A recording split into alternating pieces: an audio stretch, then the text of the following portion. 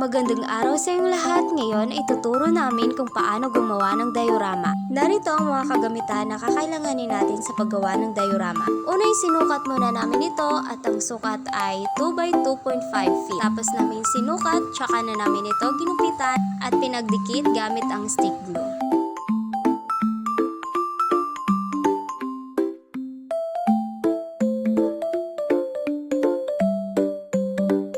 At pagkatapos ay nagprinta kami ng aming background. Depende yan sa inyo kung ano ang background na inyong gagamitin.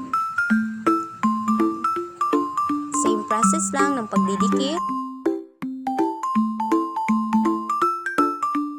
At dito ay naglagay kami ng batis para mas lalong mapaganda ang ating paggawa ng diorama.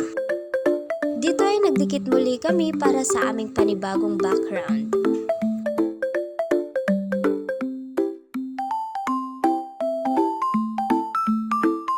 Same process lang ng pagdidikit.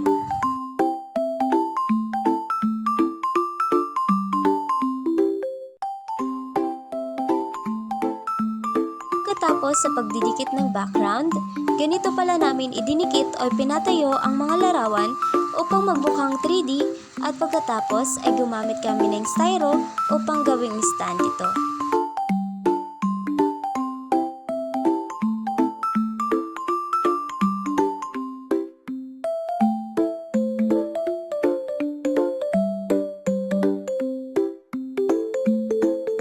Narito ang resulta sa paggawa natin ng diorama.